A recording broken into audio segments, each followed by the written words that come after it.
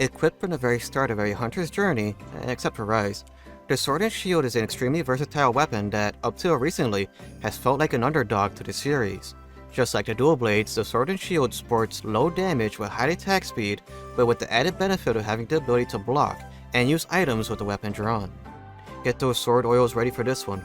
We're going to need them as we cut, roll, and block our way through this episode of Weapons through the Generations, going through the series starting from Monster Hunter 1 up to the most recent expansion, Monster Hunter Rise Sunbreak.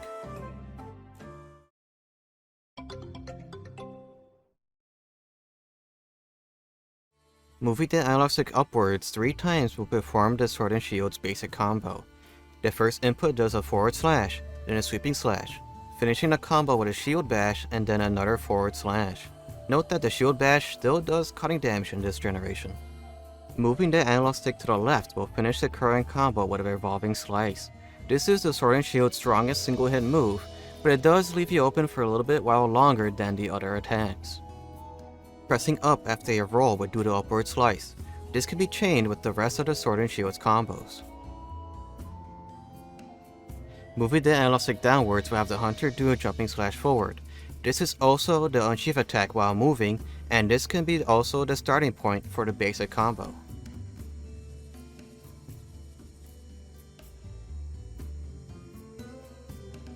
R will bring up the hunter's shield. You cannot move while this is up, but any attacks that connect will take away stamina and maybe a little bit of help alongside some knockback. You can also attack while behind the shield by moving the analog stick upwards while holding R1.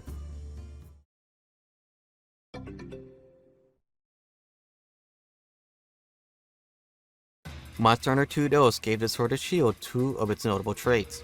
The first is the ability to use items with the weapon drawn. Simply just press square with the weapon out to use an item. The circle button was then changed to be the sheath button. The other change is that the sword blade got made slightly sharper, making it possible for the Sword and Shield to cut through some monster's hide that would normally need a higher tier of sharpness. The jumping attack also now has a little bit of super armor during the jump. R3 would do the upward swing. If timed correctly, you can continue the rest of the up inputs for the basic combo. This is a pretty quick way to start the basic combo that does not move you too much forward at the start. Using these 2 skills is very handy for those who want to sleep bomb. Bomber increases bomb damage by 1.5 while also raising the combination rate for bombs to 100%. Without this, you need to sacrifice 3 or more item slots for combination books in order to get the good chance of making bomb pluses. With the added bonus of double damage from sleep, this is a very destructive combination in multiplayer. Trap Master adds in options to keep monsters pinned down when they're awake. This also speeds up the laying down of bombs as well as traps to top things off. With the addition of being able to consume items quickly, the Sword and Shield can double as a pseudo support. Wide range up gives 50% of the effects consumed to nearby teammates. Plus 2 gives 100% of the effects consumed.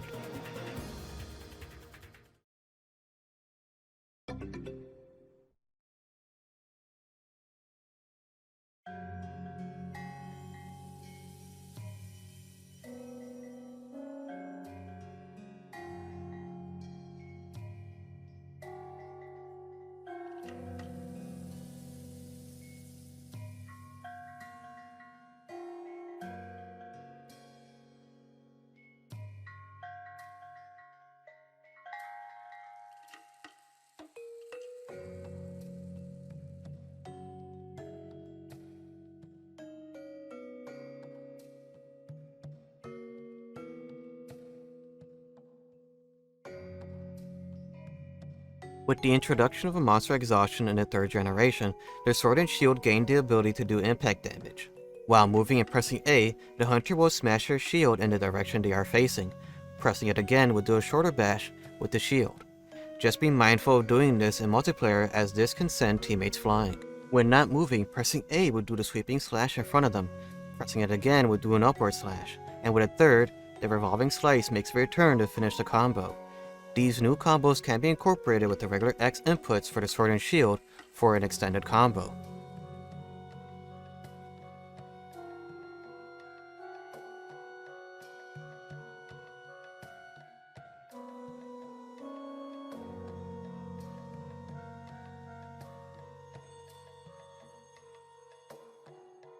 While underwater, the X combos become 3 hits from 4, with the final X input having the hunter do a forward spin.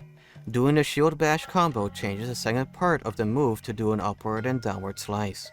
And doing an upward slash with R plus X will simply end the hit with a spinning slash. The extended combos mentioned before are somewhat able to be done, but the amount of hits and inputs are severely decreased.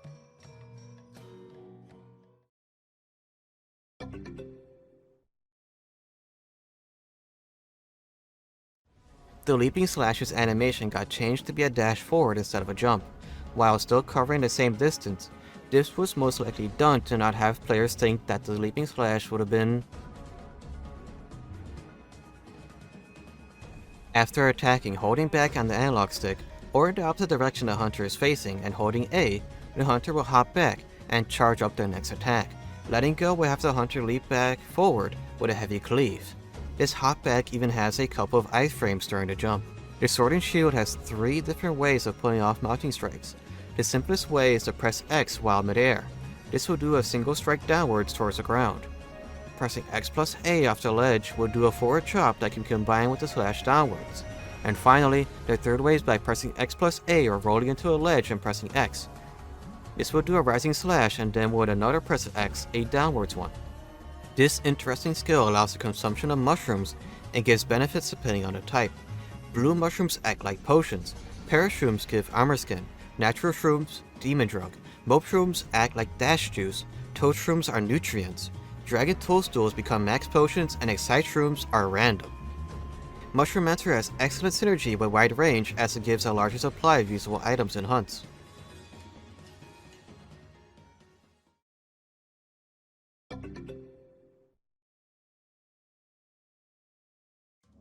The Sword and Shield is an absolute powerhouse in Gen/GenU. Generations introduced the Sword Oils mechanic, allowing 4 different types of oils to choose from. Affinity Oil gives 30% affinity, Stamina Oil grants the ability to deal 8 KO and 10 exhaust per hit, Mind's Eye Oil gives, well, Mind's Eye, and Destroyer Oil increases the damage to monster parts done by 20%. This does not deal extra damage towards the monster's health, however. Only 1 oil is allowed to be applied at a single time, and the effects of the oils last for about 2 minutes, or 3 if the hunter has item use up. Although these oils seem a bit daunting to a beginner, it's really not much different from just sharpening your weapon. Striker style only loses the back evade, everything else is the same as it were in the 3rd generation. Aerial style removes the horizontal slash A combos when idle, instead it switches it for the shield bash.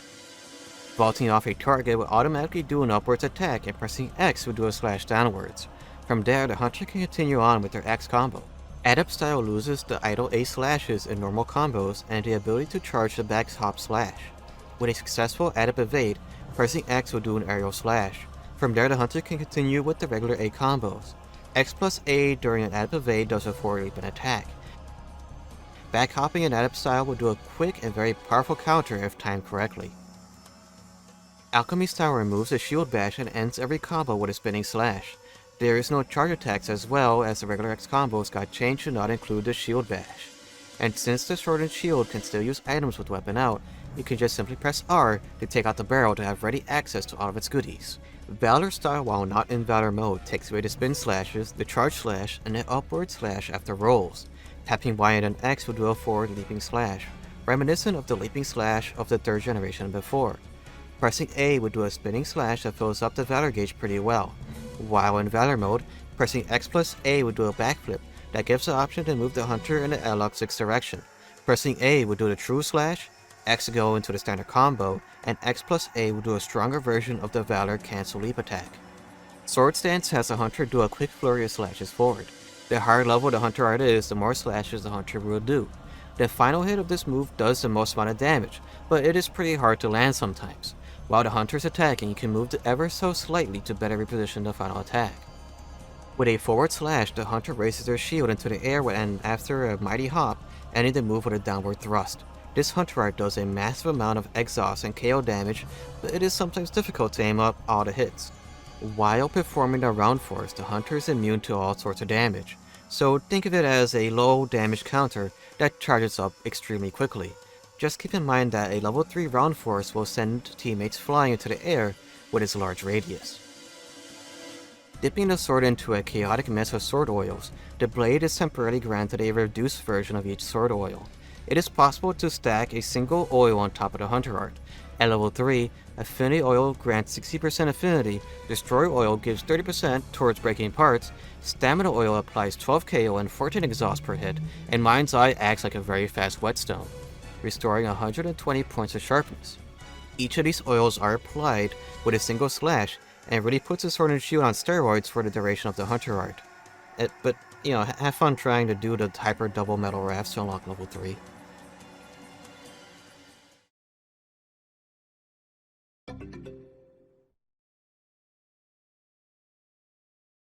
The Sword and Shield actually gained a fair amount in World, starting off with the Shield Bash finisher with the circle combos. Pressing circle once while moving will do the regular Shield Bash. Pressing it again will do another hit, but with a third input, the Hunter will forcefully bash their shield forward once more. This is a very strong 3-hit combo that does a lot of KO damage. These shield bashes are special as they do not use up any sharpness. A jumping slash combo was added to the charge slash. After the charge slash, the Hunter will automatically jump off the target. Here the Hunter is given two choices. Pressing triangle will do an aerial slash. Pressing circle on the other hand will do a shield thrust towards the ground. Other notable changes is the ability to move while guarding. It is also possible to keep spamming triangle and the L analog stick to keep moving and doing the turning slash and sword thrust. Pressing triangle and circle on a slope will have the Hunter start sliding. You can raise the shield by pressing R2 during the slide.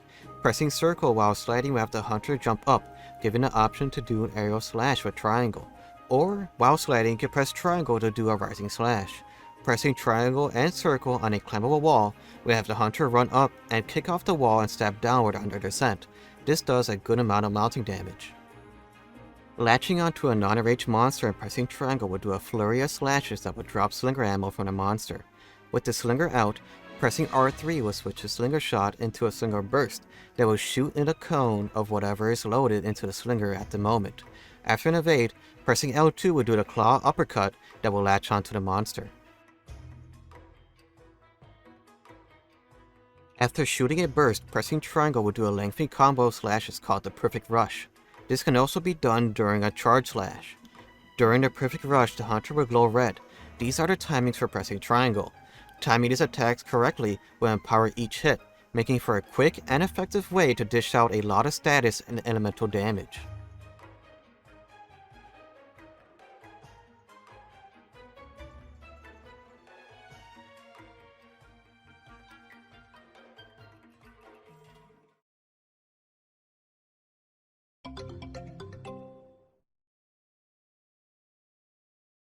Monster MhRise made the spinning slash a good deal stronger in this game, calling it the Spinning Reaper. It is heavily recommended to press X plus A as a combo finisher to do this powerful attack.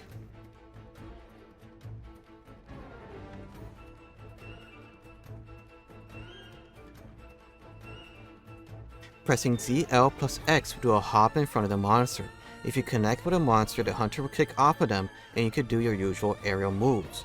X for the vertical slash, A for the shield bash, and X plus A for the plunging thrust. The connecting hop does have iframes, so this move can be used evasively as well as offensively.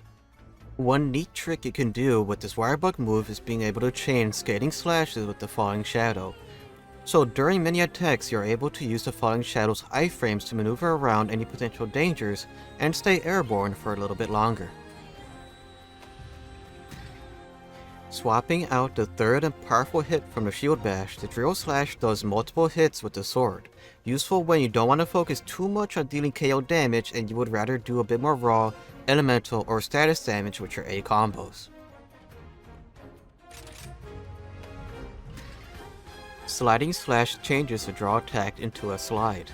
If you make contact with a monster during the slide, the Hunter will jump up and you're given the option to do a regular slash downward or the shield bash. You can also press A during the slide to do the same slash that would occur when dashing off a ledge.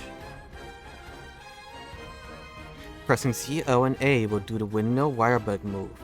During this attack, the Hunter will avoid all incoming damage and will do an okay amount of damage. Metsu Shoryugeki, on the other hand, does an uppercut into the air just like the Hunter art. When airborne, the Hunter can either do a shield bash or a plunging stab. This move is pretty special, as it is actually a counter if timed correctly. At the very start of the jump, if the hunter's shield makes contact with a move, they will do an empowered jump that does loads of KO damage, and from there, you can either do the shield bash or plunging thrust downward. You can also time this move in conjunction with a barrel bomb to get buffs from countering an attack. Since the introduction of the A combos in the 3rd generation, people have been recommending to skip the latter half of the X combos by substituting the A inputs because of how lengthy and awkward the dual cutting and KO attack is. Sunbreak gives the option to swap that whole part out of the combo with the twin blade combo. This has the hunter do a spinning slice into a forward stab that does a good deal of damage. This also has good synergy with the drill thrust. Swapping out the windmill and the uppercut, Destroyer Oil acts like it did in Generations. With a quick application of the oil, the hunter does a quick stab that does some damage. The application also restores about 20 units of sharpness, and the oil also increases the chances of flinching a monster. Shield Bash flings the hunter forward with their shield, and if it connects with a monster, they get bashed with the shield. During the fling, the hunter is protected from most attacks, and they can follow up with their regular combos afterwards. The Sword and Shield is a deceptively simple weapon at first glance, by it being the very first weapon given to your hunter in many of the Monster Hunter games. It could be very easily assumed that this small blade and teeny shield is just a stepping stone towards much more interesting looking weapons like the Greatsword or the Dual Blades. However, as you get better at the game and find your playstyle, you can quickly find out that the Sword and Shield can easily mold itself into anything you want to be. You want to deal lots of raw or elemental damage? How about status? Would you rather be a support that can ensure that your party survives a tough fight? If none of those seem interesting to you, there's always being a bomb expert and just lighting up the hunting ground with barrel bombs. And let's not forget, the shield is also essentially a fast attacking hammer, so this weapon can be a Swiss army knife that can literally do almost anything. There are even people out there crazy enough to attach guard skills to their builds, and the sky is literally the limit for this lunatic weapon. Well, I guess that's it. Until the next episode.